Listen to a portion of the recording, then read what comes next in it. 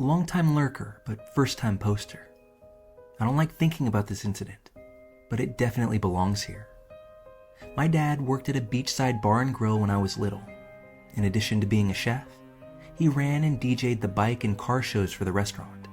The car shows were usually on Wednesdays, and the bike nights were on Friday. A small detail, but important to the story. The car shows were on a school night, so I was rarely allowed to go, but my father would often bring me to the bike nights. By all accounts, I was an adorable and pretty mellow kid, and the bikers, they absolutely loved me. And yes, you might say that this was no environment for a little girl, but I learned a lot about loyalty and friendship from being around bikers. My dad told me that some of the bikers would even call into the restaurant just to ask if I would be there that week. They'd bring small trinkets, stuffed animals, candy, all for little old me. My favorite of the bikers was a man that I affectionately called Uncle Teddy. He was a friend of my parents and an absolute mountain of a man. If I had to guess, I would say around 6'8" and 400 pounds easily. He was an ex-Marine who loved his Harley and his cigars, and every week for 5 years, he would bring me a Butterfinger and a Beanie Baby.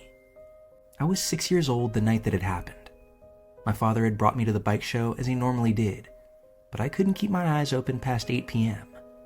The show didn't end until 10, so my dad had gotten into the habit of putting an air mattress in the back of the restaurant, and he and Teddy would check on me every 15 minutes.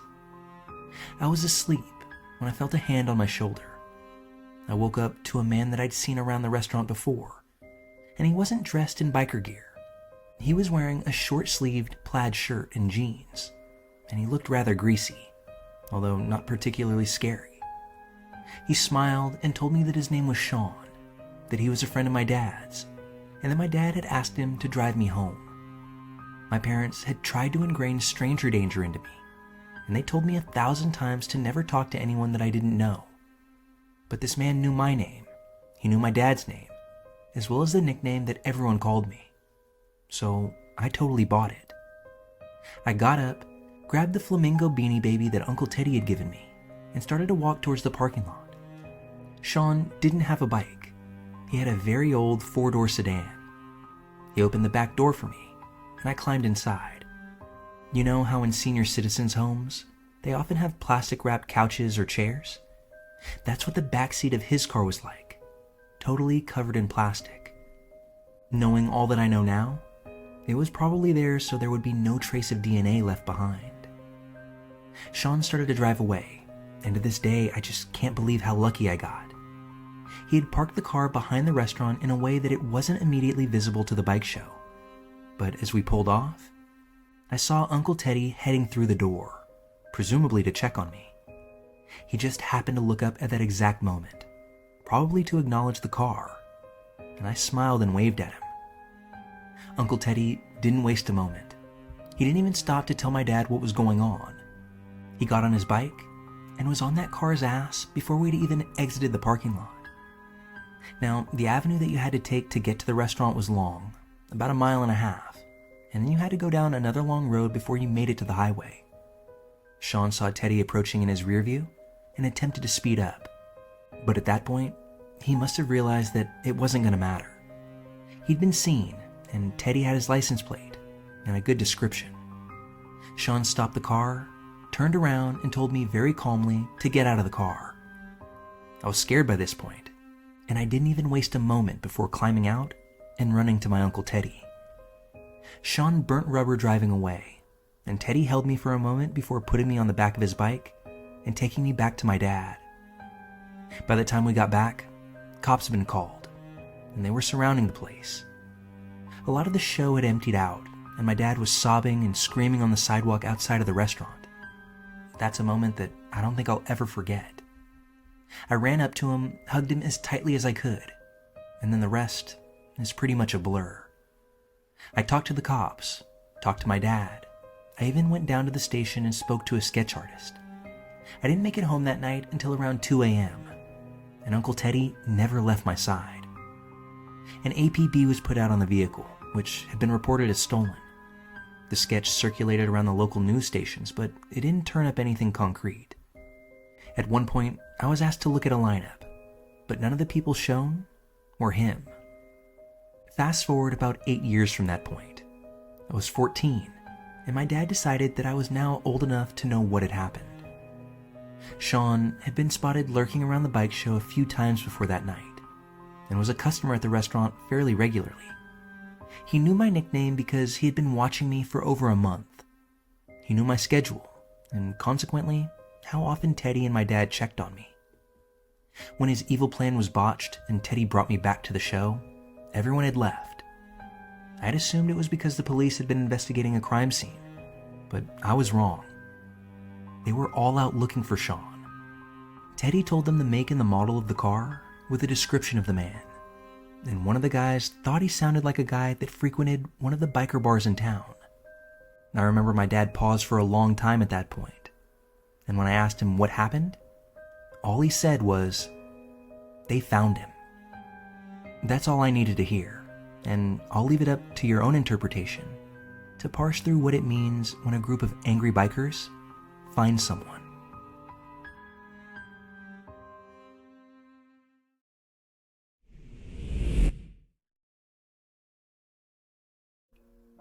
Just a little bit of context for my story. I went to a small liberal arts college that had on-campus houses in addition to dorms. I was a residential advisor for a grouping of houses. I was basically in charge of a large house that had a lot of people in it. This happened in February of 2017. So, my junior year of college, I find a hidden camera in my room. I had just returned home from a dance rehearsal, so I took a shower, changed, fixed a poster on my wall, and watched some Vines.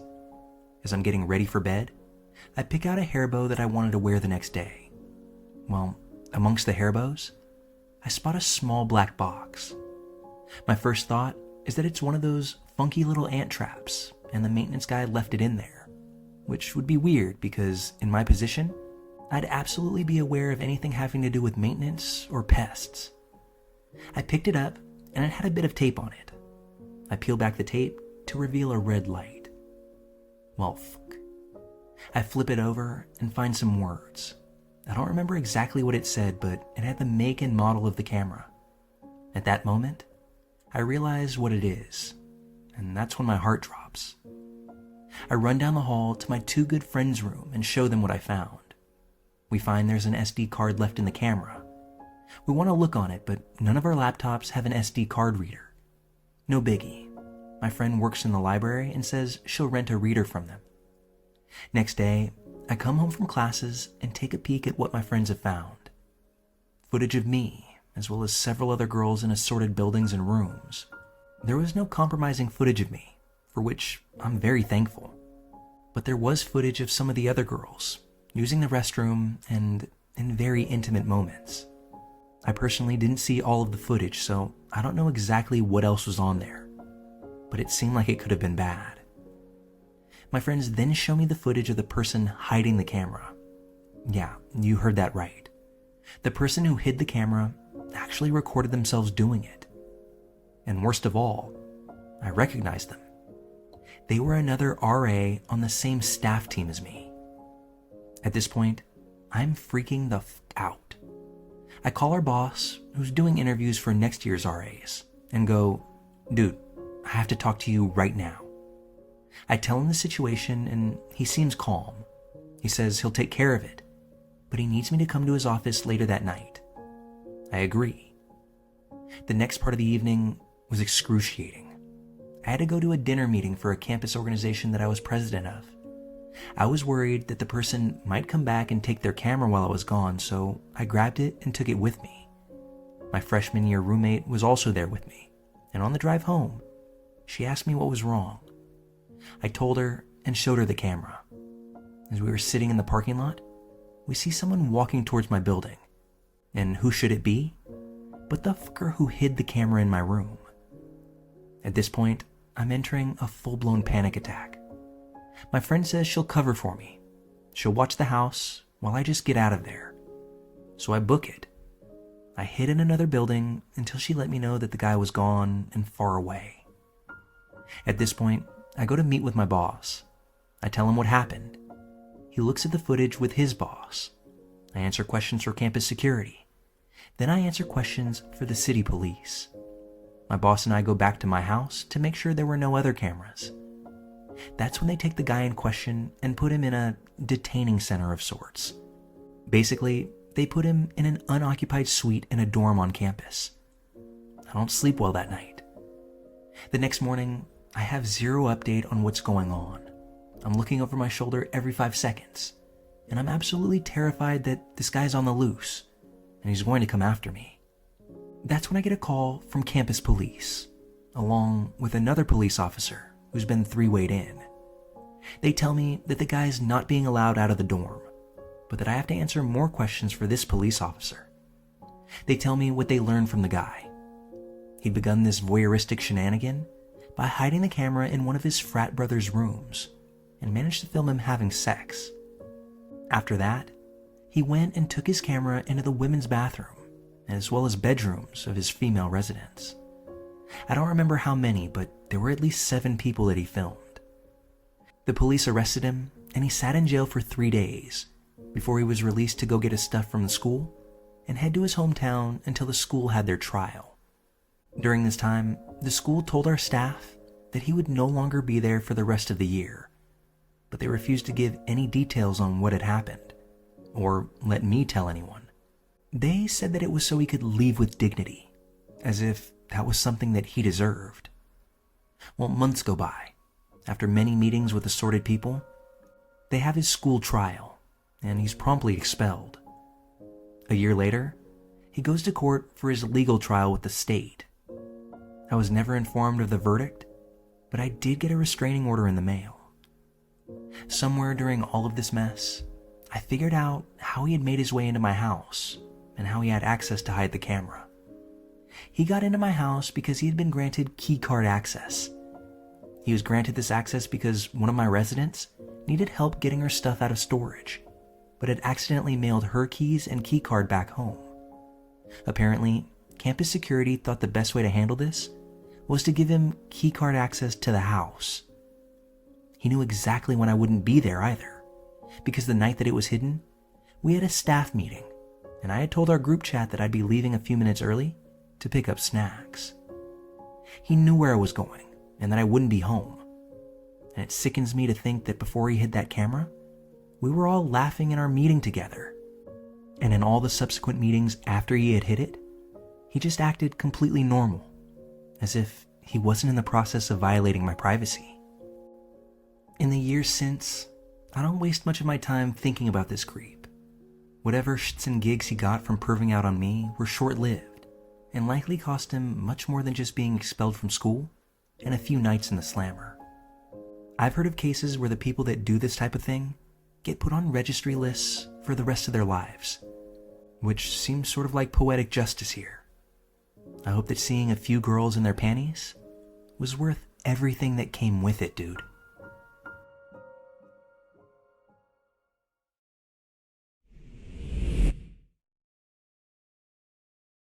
This is a story that I've wanted to tell for a long time. And yeah, it's a long story. It needs to be as long as it is so I can say what I need to say.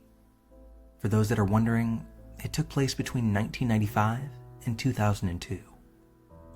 Everyone has had a bad friend or two. I had an epically bad one. If it hadn't happened to me, I would never have known that this strange mental disorder was real, or that people could behave this way outside of a Lifetime movie. I grew up in northern Indiana. I went to a large high school in the mid-90s, and in my senior year, I met another student named Hannah, who had recently transferred from the Catholic high school in the area. That was unusual to transition so late from private to public school. Hannah said she had been expelled because of a fight with another student over some drama about a boy. She said the other girl had made allegations against her and had accused Hannah of attacking her. Whatever had happened, the police had been contacted and she had a restraining order placed on her by the other girl. It had forced her expulsion, and that was how I came to meet her. Hannah said none of it was true. She said she never tried to hurt anyone. Later, I went to college in Indiana. Hannah went to college in Florida. One day, a friend of mine from the dorms ran into a guy that she had known from Catholic school back in my hometown. Once she left, She told me about this incident that had happened to him where these two girls were fighting over him about which one was his girlfriend. Neither one of them was dating him, and yet both of these girls thought that they were in some secret relationship with him. The whole thing had been strange. Then she said that one of the girls was named Hannah. The next summer, I was back in my hometown, as was Hannah. I hung out with her casually. I told her what I had heard about her. She said she would tell me what really happened. She had this crush on a boy, but she had seen him talk to another student named Julie, and she had become jealous. She said she was convinced that this boy, Mike, wanted to be her boyfriend. She was sure Julie must have said something bad about her. Hannah said Julie was popular and pretty and a cheerleader, and she hated everything about her. So she decided she would try to see if she could push Julie to take her own life. Hannah said that it hadn't worked, but that Julie had had a nervous breakdown. I asked her what she had done. We went back to Hannah's house. Up in her bedroom, she pulled something out from the back of her closet. It was a set of books. One of the books was on how to use dirty tricks to get revenge on people, and one of the other books had a cartoon character on the front pulling their hair out, and it said in big bold letters, "Gaslighting." I asked Hannah what the book was about, and she said it was about how to drive someone crazy. She said it was simple. You just make them believe things aren't really true, or that things they think are real never actually happened. She told me what she really did to Julie a couple years back in high school. She had pretended to be friends with her. She got her phone number, and then she started making these anonymous phone calls to her. She had a friend from her church who had a crush on her, and she would trade sexual favors with him in exchange for him pretending to be Mike on the phone with Julie. He would get a BJ for every time he did this for Hannah. Fake Mike would tell Julie not to talk to him in school so that they could keep things private. Hannah would put notes in her locker and sign Mike's name to them. Fake Mike would make plans to meet Julie at the mall or the movies and then never show up. It sounds stupid, but keep in mind that these girls were 14 or 15 when this happened. Hannah said she had done something really embarrassing, but that it had worked. She had a mixtape and she would whisper nasty little phrases like, "You want to die," or "You should just end it," between songs, and had played it in her bedroom when Julie was over. Obviously, she commented on it, and Hannah sat there with a straight face and said she didn't hear a thing and had no idea what Julie was talking about. Hannah had set it up with her brother earlier and had asked him to help her play a prank on a friend. He came into her bedroom and said he couldn't hear anything, and turned around and told Julie that she must be crazy and hearing things. Julie's parents decided to confront this boy and his family about his behavior toward their daughter. Mike had no idea what was going on, and because her parents had confronted Mike about something that he was never doing, Julie had been publicly humiliated at her high school, and everyone was talking about just how crazy she was. Hannah loved every second of this, until Julie's parents got their phone bill and decided to give it a good look. Obviously, Mike hadn't been calling their house, but somebody had been. They had numerous anonymous phone calls. They checked it out and found out they were all coming from Hannah's home phone number. Julie confronted Hannah about it at school, and that was when something violent happened between the two of them in the stairwell. Julie said Hannah had started screaming at her that Mike was her secret boyfriend. Hannah was angry about that. She said Julie made that part up to try to get back at her and embarrass her for what she had done. She said Julie was exaggerating about what had happened in the stairwell, and it had been an accident. She said she never tried to push her over the railing, but she had merely bumped into her. Hannah wasn't embarrassed about this. She was actually proud of it. The only thing that upset her was that she had been caught, but she said that most of the people at her school still thought that Julie was crazy, so she considered it a net win. Hannah didn't have anything to say in her defense, just that when she liked a boy, she would do anything to be with him. A year later, both Hannah and I were both temporarily living back with our parents, sort of adrift. Hannah had been kicked out of her dorm over an accusation made by another student, and she had never completed her degree. She had started hanging out with some old friends from high school. One of those former high school friends was a young woman named Kelly, who Hannah had been pretty good friends with. Something had happened between the two of them because Hannah went on and on about how much she hated her. It had something to do with Kelly's new boyfriend, Dan. Hannah insisted she was using him in some bizarre plot to make another man jealous, and was worried that she would hurt him because she had found out about an STD that she had. I drove by her house one night, and there were 2 police cars out front. I went home and called her, and she said she couldn't talk. I went over and saw her the next day. I thought their house had been robbed or something. But no, the police had been there to talk to her about an incident that had been reported. Hannah was upset. She said that she had to tell the police that she had smoked weed and had gotten high because Kelly had made an accusation against her. Hannah said it was an accident, as well as a misunderstanding. Hannah swore up and down that she hadn't been trying to hurt her. The day after, Hannah told me about how she had called Kelly up and said she wanted to talk to her about something. She and another friend had shown up, and the 3 of them had gone out to some local overlook to smoke a joint. The other girl waited down below for the 2 of them to talk privately. Hannah had asked Kelly to look at something, and when she had turned her back, Kelly said Hannah grabbed her and tried to push her off the ledge. They were about 100 feet up, and she most likely would have been killed by the fall. Kelly said they fought back and forth. She eventually regained her balance and had taken off screaming about what Hannah had tried to do. Hannah said that it was all a misunderstanding. She had been trying to show her something, but she had lost her balance because she was so high from the marijuana and had grabbed Kelly to stabilize herself, not to push her over the edge. She said Kelly had almost fallen because she had hysterically overreacted. Kelly had been very upset and insisted that Hannah had done it on purpose, saying that it was because she was jealous over her relationship with Dan. She said it was obvious to everyone that Hannah was obsessed with him. What Kelly hadn't done, though, was tell the police that they were up there to smoke a joint right before this happened. The police said that they didn't have enough evidence for any kind of case, and they weren't happy with Kelly omitting that part of the account. That was it for Hannah and most of her high school friends, though, or at least for a couple of years. Kelly stuck to her version of what had happened, and her friends sided with her. People began talking about the strange rumors that had followed Hannah around since high school. I thought it was suspicious, but I couldn't bring myself to believe that she had tried to kill another person. I thought that sort of thing only happened in the movies, not small towns in Indiana. I didn't want to be friends with her, though. She was an embarrassment to be around.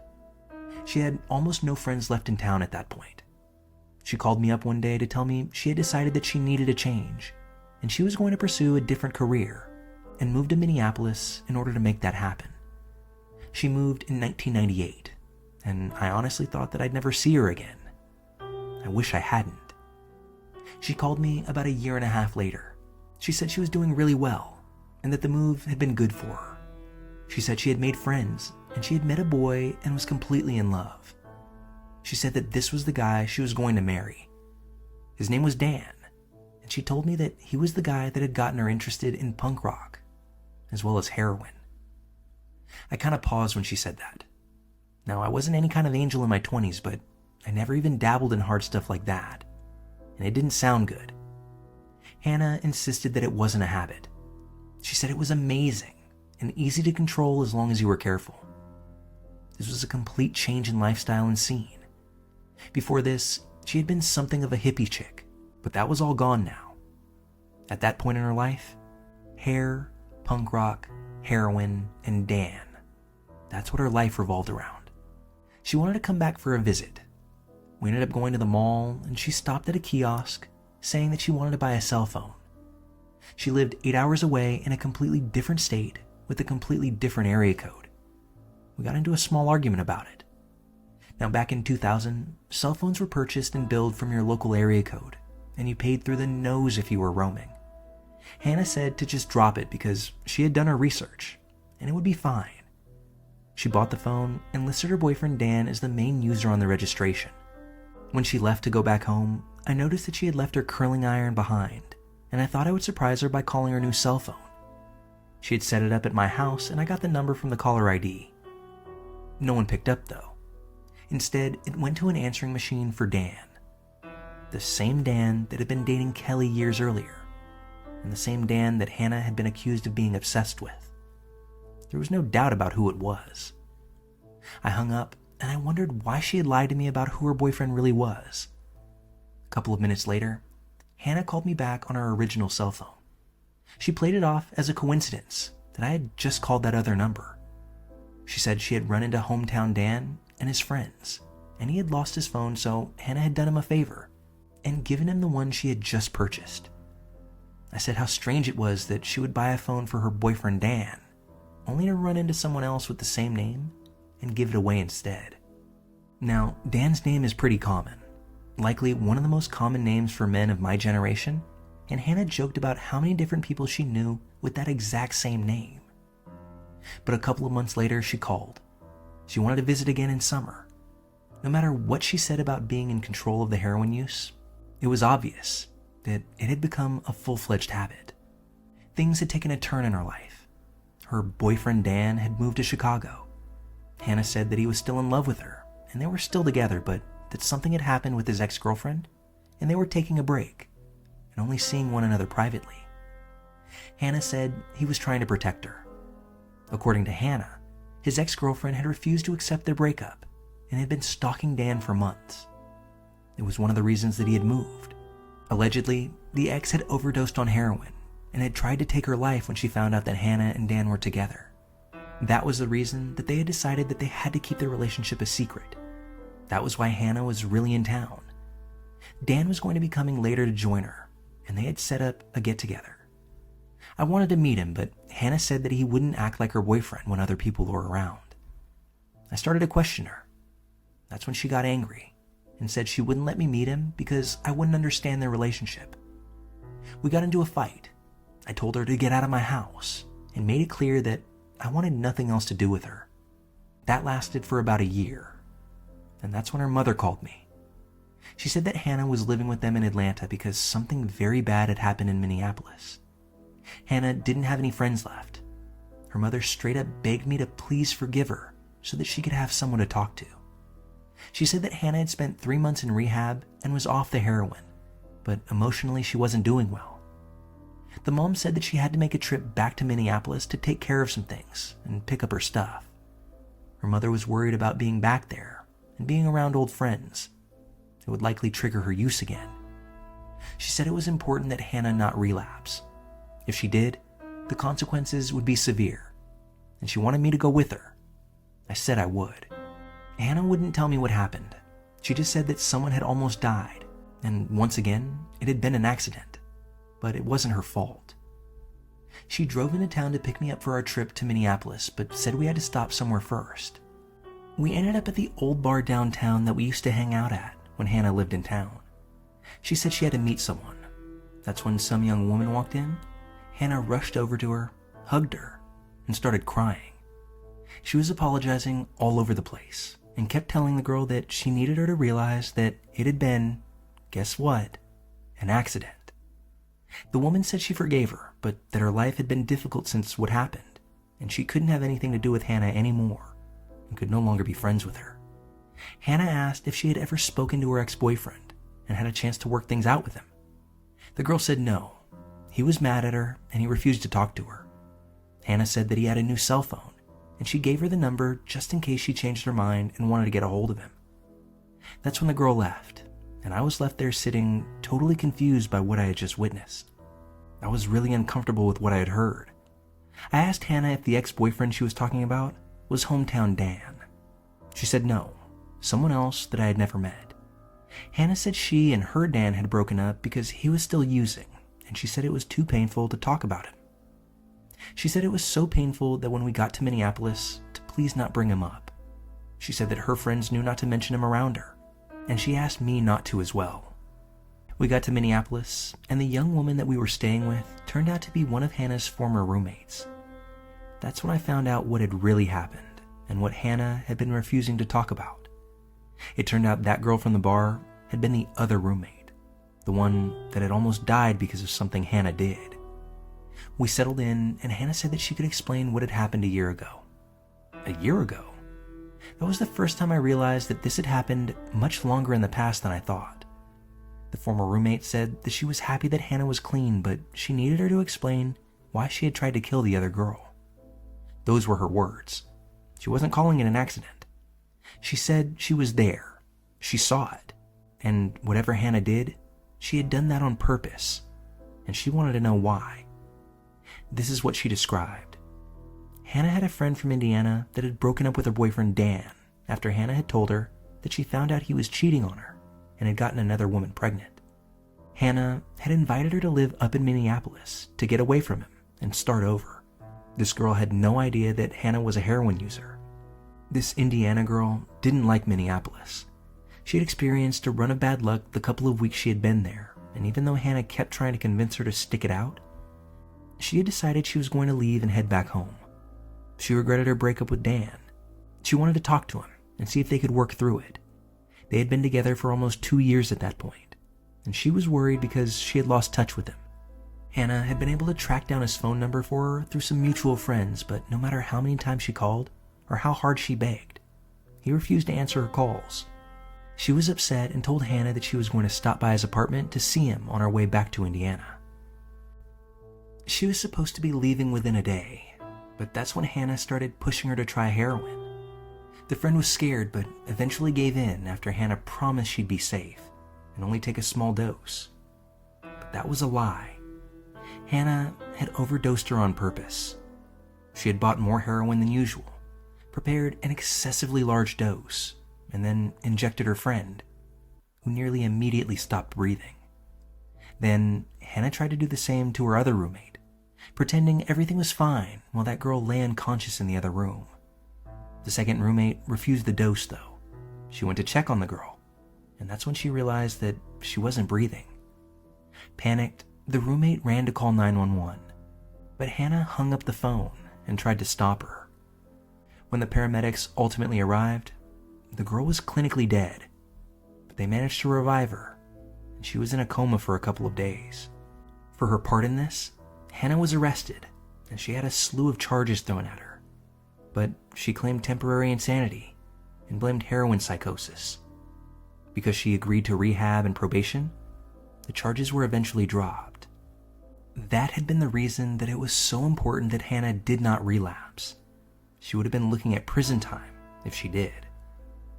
Hannah said it had been some strange temporary hallucination that had caused her behavior, and that she had never meant to hurt her.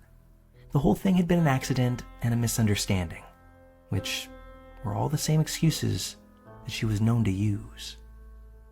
I'm going to spell this out since the morons who work for the Minneapolis Police Department were too stupid to realize this 20 years ago.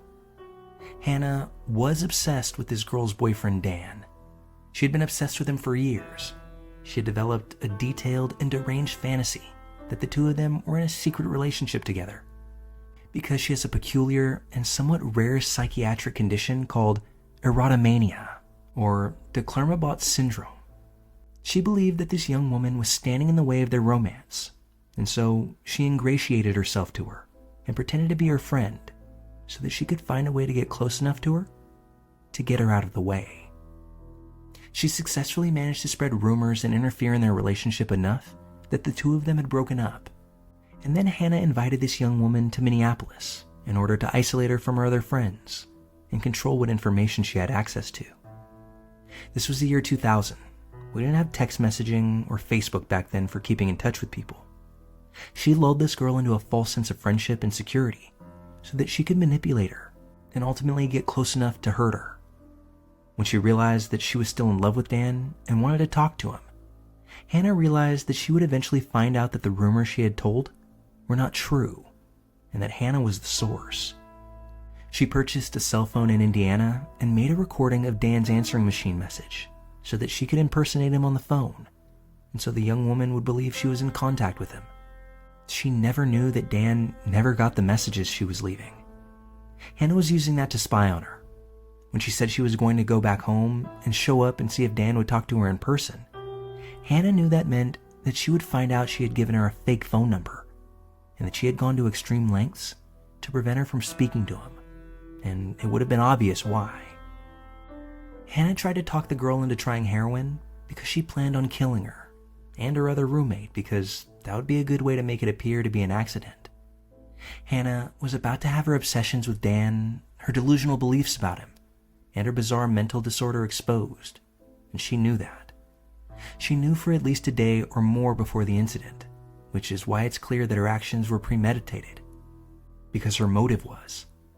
All of this would have been remarkably easy to figure out if the police had contacted Dan, and if they had taken a look at Hannah's phone records. Phone harassment has always been her favorite hobby. But instead, they just treated it like the other 1,000 overdoses that they have to respond to every month, and gave Hannah the old rehab or prison option. Since her family could afford a lawyer and a 3-month rehab stint, that was the option she took. The police never investigated her for anything, never contacted the man Dan at the center of this, and never took any serious look into her background. It wasn't an accident. It was attempted murder, and a pretty easy one to prove at that. Instead, the police totally dropped the ball, and because of their incompetence, she was allowed to completely get away with it. And by chance, if any of this gets back to anyone who works for the Minneapolis Police Department, there's no statute of limitations on first-degree attempted murder. At the time, I didn't know any of this. I was trying to act as a support system for a former friend who was suicidal and on the cusp of a heroin relapse. I was suspicious, but anytime I asked Hannah questions, she just said it was too painful to talk about, or would guilt-trip me about not respecting her boundaries. But she swore to me that this young woman had never been in any relationship with the Dan from our hometown that she had known from years earlier.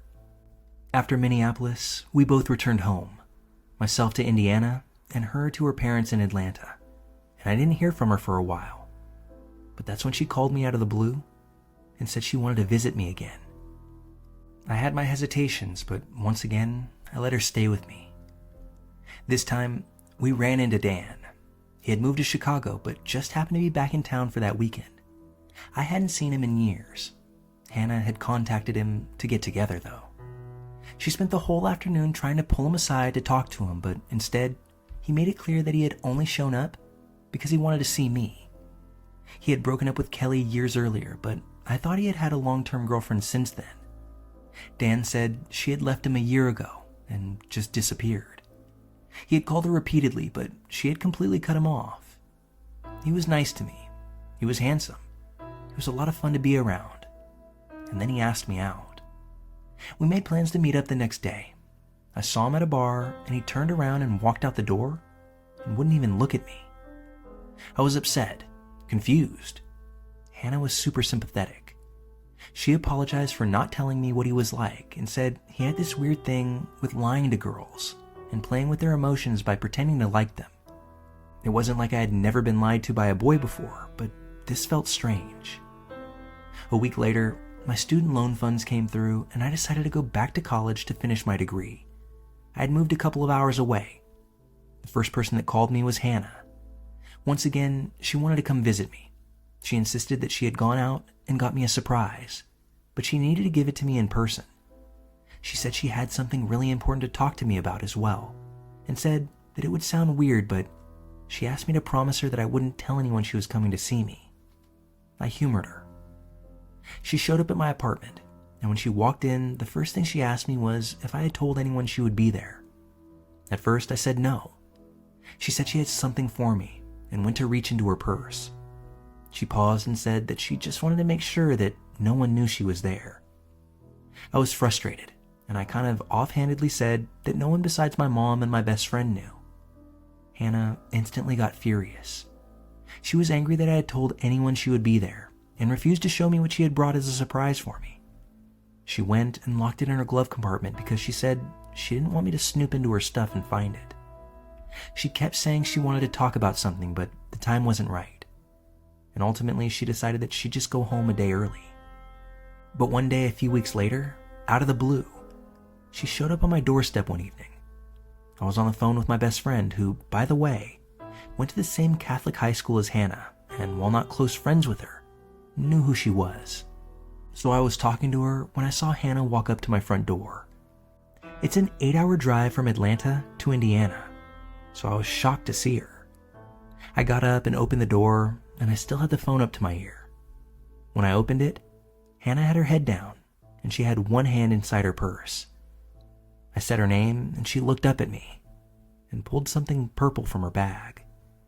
She saw I was on the phone and swiveled around and put whatever she had been holding in her hand back into her bag. She was acting strange, and she was shaking. This left me worried. I asked her to come inside. At that point, I was convinced that she had relapsed, and that had been the secret she had been trying to talk to me about for months. She said she was upset about a boy and needed to talk to me. She said she had something she wanted to show me, and she reached into her purse and pulled out a small handgun. It was a purple and black revolver, and I realized from the color that it was, that's what she had pulled from her purse when I had first answered the door. She said that she had been checking to make sure the safety was on, and I was lucky that she hadn't accidentally shot me, because I had startled her so badly. She said the gun was because she was back on drugs and scared of the part of town that she had to go to in order to buy it. I didn't know it back then, but revolvers, they don't have safeties. She told me about a musician down in Atlanta that she had met, and she was frustrated because he had a girlfriend and she hadn't been able to find a way to get him to pay attention to her. She wanted me to tell her what I had done to Dan so she could use it on this guy. She told me he was still talking about me months later, and she wanted to know why he was still interested, even though we hadn't talked since the previous summer. From my point of view, he wasn't. He had ghosted me months earlier. Hannah kept insisting that I must have done something to him. It was like she was implying that I had hypnotized him or something. I clearly explained that I hadn't done anything, and he had ignored me, and then never returned my calls after. For the next few hours, she cried and drank, and then turned around and drove another 8 hours back to Atlanta in the middle of the night. And just for the record, Hannah was the one who gave me Dan's phone number in the first place. After this, something strange seemed to get set into motion. I got a phone call from an anonymous number, and when I answered it, it was Hannah, who said someone wanted to talk to me, and she flipped me over to a three-way call with someone else. It was Dan's roommate and best friend in Chicago, and he started screaming at me, asking why I was playing games with Dan and messing with him. He said he was going out of his mind, and I needed to call him back and stop whatever it was that I had been doing to him. I told him I didn't know what he was talking about. Dan had never called me, and I had never tried to call him. But that's when we were disconnected. Then another anonymous call. This time, Hannah with another three-way call and another group of boys who started yelling at me and telling me they would kill me for what I had done to Dan. Then another disconnected line before I could ask them what they were talking about. That's when I went to call Hannah to find out what the hell was going on. It was the craziest and most disturbing conversation I've ever had with another human being. At first, she just kept saying that I had hurt Dan, and I could never ever talk to him again or have any contact with him. None of this made any sense though, given that this guy had refused to return my phone calls and had ignored me for months. Hannah started getting very upset and kept saying that I knew what I had done. I just wouldn't admit it. She said that Dan hated me and had never wanted anything to do with me, but that I was doing things to him to make him say that and pretend that he liked me instead of her. I had no idea what the hell she was going on about. She said that Dan was, yet again, her secret boyfriend, and that he was in love with her, and had been in love with her for years. She said the two of them had been together since they were teenagers, and that I knew it, but was pretending not to. I asked her how she could have been his girlfriend when I knew of the other girls he had dated. She started screeching that those weren't real relationships. He was only pretending to like them. When he talked about them, he was really talking about her, but other people kept doing things to him so that he couldn't tell her directly how he felt. But she knew. She insisted that he found ways to let her know that he was really thinking about her. She said that all of his friends respected their privacy, which was why they would play along when he pretended he was dating other people. She kept insisting he was in love with her and no one else. She said she was sick of people pretending to be her friend and then stabbing her in the back by going after her boyfriend, and she said she wouldn't be putting up with this anymore. She said I was forcing him to forget how he really felt, and that it had hurt him to not be with her, and she wouldn't let me hurt him anymore. I realized that she wasn't making any sense, and that she was totally psychotic. At that point, I told her to never contact me again, and then I hung up. All I could think about was how she had pulled a gun out of her purse the last time she had shown up at my apartment by surprise. She had given a fatal overdose of heroin to another woman, and had been accused by another of luring them to a ledge and trying to push her off. The one thing we all had in common was Dan. I called the number that I had for Dan. It was disconnected. I thought about that weird situation with the cell phone she had purchased a couple of years earlier. I found that old number in my address book and called it. Except this time, it wasn't Dan's voice on the answering machine. It was mine. The psycho bitch had made a recording of my voicemail and had put it on a cell phone that she owned. And once I discovered that, pretty much everything else fell very clearly into place. That was what happened to that girl in Minneapolis, and that was why Dan had spent the last several months thinking he was contacting me. There was no relationship with Dan. It was all in Hannah's head. She was frantically trying to keep other women away in order to protect her fantasy from imploding. Hannah is psychotic. And while her erotomania is a very real thing, this fixed delusion that another person is secretly in love with you, not everyone who has it will be violent, but Hannah was. In some cases, other people are used in strange psychotic dramas and vicious smear campaigns that are aimed at trying to rearrange reality so that it conforms with the delusions inside of their heads. The people that are perceived as standing in their way can be the victims of extreme violence.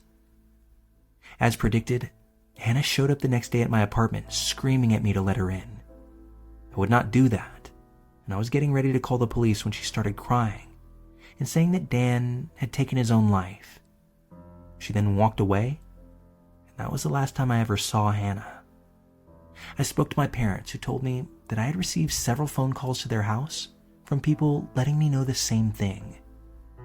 I changed my phone number just to keep Hannah from contacting me. I went to the police in Indiana, who said if she showed up again, that they would arrest her for felony intimidation, but not for anything she had done months earlier. I contacted the police in Minneapolis, but I knew very little information. Only Hannah's name, not where or when that heroin instance had happened. Shortly after all of this, I moved, so that way if Hannah ever got the inclination, she wouldn't know where I lived.